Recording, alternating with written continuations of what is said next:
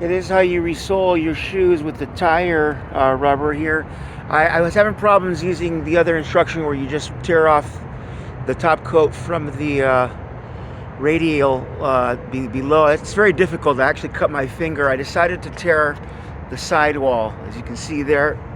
A hole. I decided to go all the way around and then cut strips with a sharp knife.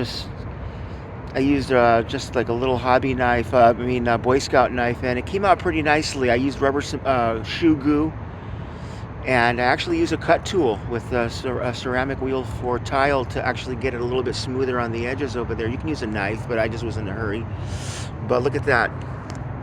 Very nice, huh? Beautiful. These should last me now. Before I used to buy a pair once a year. I think I could probably use these now probably for the next 5 to 10 years. So very happy.